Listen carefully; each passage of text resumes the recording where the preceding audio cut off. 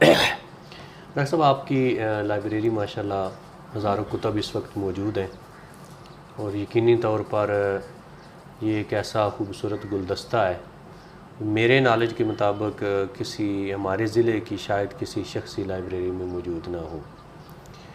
تو میں چاہوں گا کہ آپ اس حوالے سے بھی کچھ گفتگو فرمائیں کہ اس میں کون سی کتب پڑھی ہوئی ہیں، کتنی پڑھی ہوئی ہیں، اور ذرا اتنا بڑا علمی ذخیرہ آپ نے جمع کیا ہے تو یقیناً دور دراز کے سفر بھی آپ نے اسی حوالے سے کیے، تو اس پہ کچھ تھوڑی سی گفتگو فرمائیں۔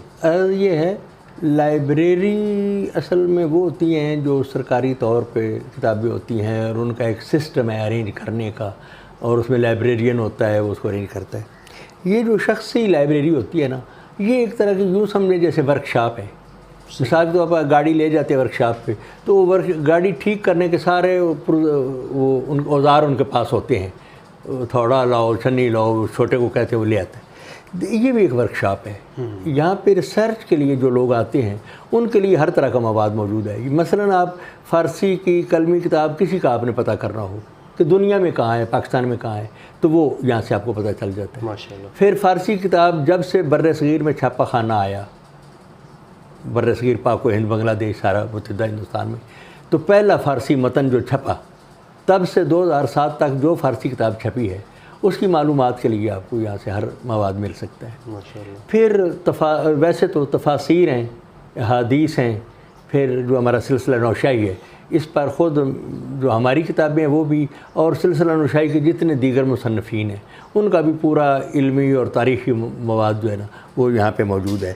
پھر میرے پاس کئی طرح کی لغت ہیں، ڈکشنریز دیکھنا ہو کوئی لفظ مطلب تو وہ بھی ہیں۔ پھر مخطوطات کی فہرست ہیں، اور بھی فہرست ہیں کئی طرح کی، پورا اقبالیات یہاں پہ موجود ہے، فارسی بھی اردو بھی۔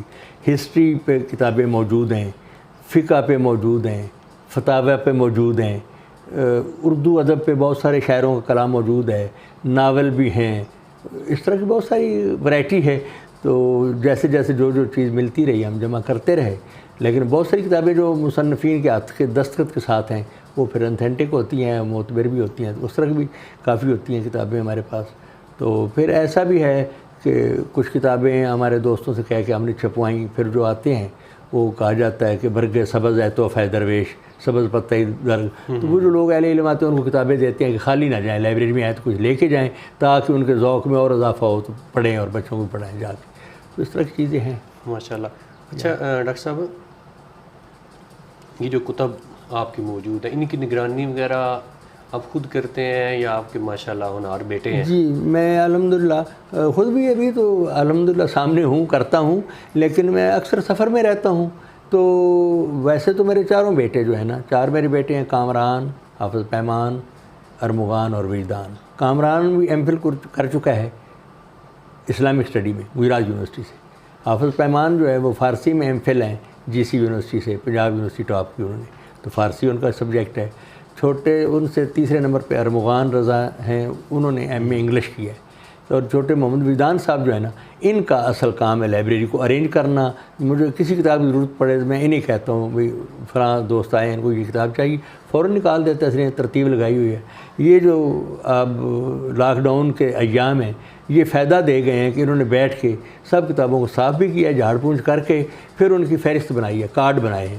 کارڈ اب الفبائی ترتیب سے ارینج ہو جائیں گے، تو جب کتاب تلاش کرنا ہے تو وہ فوراً وہاں جائیں تو وہ کارڈ دیکھیں کتاب نکل آئے گی۔ تو ویسے ان کو زبانی بھی یاد ہے کون سی کتاب کہاں پڑھی ہوئی ہوگی، اس طرح۔ تو میں یہ خوش قسمت ہوں کہ میرے بچے لائبریری سنبھال رہے ہیں اور دیکھ رہے ہیں، اس میں کام بھی کرتے ہیں۔ اچھا ڈاکٹر صاحب، آپ نے یقینی طور پہ اردو میں بھی فارسی میں بھی شعر کہے ہیں، جی ہاں۔ تو جو ہمارے سننے والے ہیں، آپ سے ظاہر محبت کرنے والوں کی تعداد ہزاروں میں ہے، میں بلکہ کہوں گا لاکھوں میں، اور پوری دنیا میں موجود ہیں لوگ، تو ان کی نظر کچھ اپنا کلام کریں گے؟ نہیں دیکھیں، مجھے نا اپنا شعر کو بھی یاد نہیں ہے زبانی، کافی میں ڈائریوں میں لکھے ہوئے ہیں۔ میں تاریخ گوئی پہ میں میرے کافی قطعات ہیں، کئی شعروں پر مشتمل ہیں۔ فی البدی میں نے اشعار بہت کہے ہیں، پنجابی میں بھی، فارسی میں بھی، اردو میں بھی کلام ہے، لیکن نا اب مجھے زبانی کوئی شعر میں نا یادداشت تھوڑی سی اب ایسے ویک ہوگی، زبانی یاد نہیں رہتا، مجھے نام بھول جاتا ہے جگہ کا، شخص کا، کتاب کا، یہ کچھ ہو گیا ہے۔ میں اپنے ناظرین سامعین سے یہ گزارش کروں کہ دعا کریں کہ میرا حافظہ ٹھیک رہے۔ تو میں اپنا شعر تو نہیں، لیکن میں نے جب یہاں دارالفقراء نوشاہی کی بنیاد رکھی تھی وہ شعر مشعل راہ میں نے بنایا اور اس پہ استوار کی، اور یہ ڈیرا جو آپ دیکھ رہے ہیں یہ سارا بنا، تو وہ فراز کا ہے شعر: شکوائے ظلمت شب سے تو کہیں بہتر تھا، اپنے حصے کی کوئی شمع جلاتے جاتے۔ تو اپنے حصے کی اگر شمع جلائیں گے یہاں پہ تو اتنا حصہ تو روشن ہو جائے گا نا، بجائے اس کے یہ کہ رات بہت کالی ہے، کالی وہ رات تو پہلی کالی ہے، لیکن اپنے حصے کی شمع جلائیں۔ اور ایک جو شعر مجھے بہت پسند ہے، میں اکثر گنگنایا کرتا ہوں، لوگوں کو سناتا ہوں کہ زندگی یہ جو ہے، زندگی یوں بھی محبت کے لیے بہت کم ہے، زندگی یوں بھی محبت کے لیے بہت کم، روٹ کر وقت گنوانے کی ضرورت کیا ہے؟ واہ واہ واہ، ہم اپنا وقت کیوں ضائع کریں؟ پیار کرنے کے لیے زندگی کم ہے، اس میں سے ہم اس میں ہم روٹ لیں، سو لیں، بھاگ جائیں، کیا فائدہ؟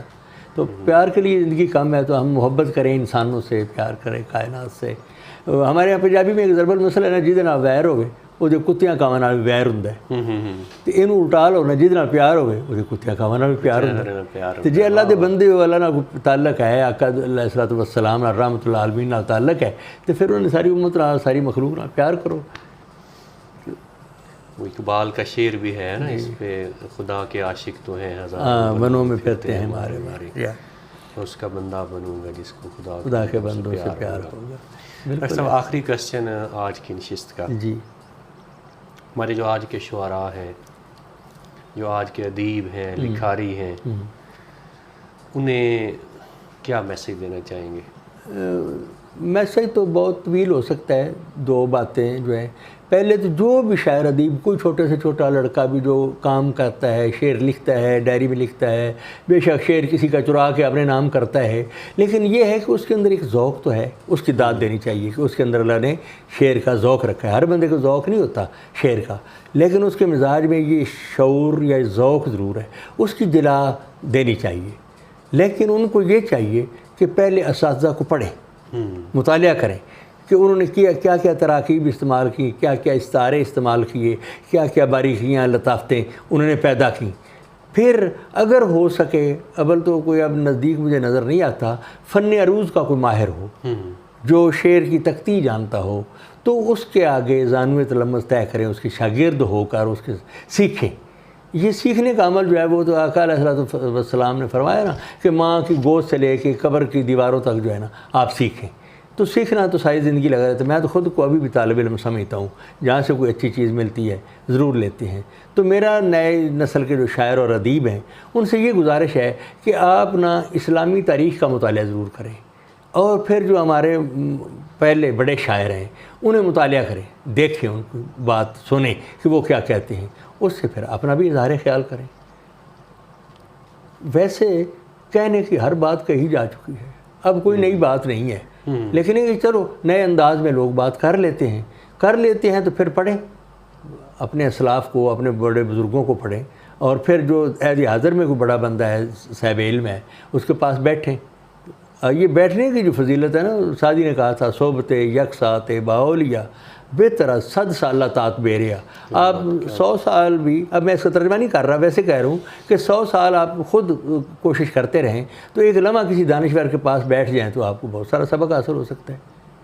ماشاءاللہ۔ محترم ناظرین، سامعین، ہم شکر گزار ہیں محترم ڈاکٹر خضر حیات نوشاہی صاحب کے کہ انہوں نے ہمیں وقت دیا، اور ہمارے سننے والوں، دیکھنے والوں کے لیے بہت ساری خوبصورت باتیں، بہت سارا علمی گفتگو آپ کو سننے کو ملی، اور میں سمجھتا ہوں ابھی بہت سارے پہلو تشنا ہیں، بہت سارے سوالات باقی ہیں، بہت سارے موضوعات باقی ہیں۔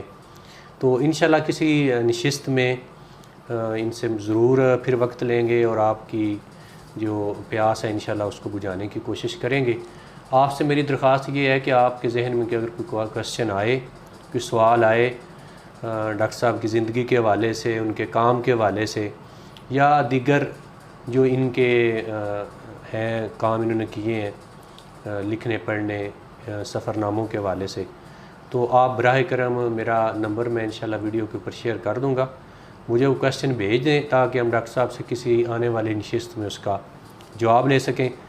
تو میں ایک بار پھر ڈاکٹر صاحب آپ کا شکر گزار ہوں، بڑی مہربانی کہ آپ نے اتنا قیمتی وقت ہمیں دیا، اور میں چناب کی مٹی میں اپنے تمام سامعین و ناظرین کا بھی شکر گزار ہوں کہ وہ ہمیں سنتے ہیں اور دیکھتے ہیں، اور یقیناً انہیں اس سے ان کی علمی پیاس بھی بجھتی ہوگی اور نئی چیزیں اور مختلف پہلوؤں سے ان کو دیکھنے کا موقع بھی ملتا ہوگا۔ تو اپنے میزبان ظہیر باب رصد کو اجازت دیجیے۔ السلام علیکم ورحمۃ اللہ وبرکاتہ۔ بہت شکریہ جی، السلام علیکم۔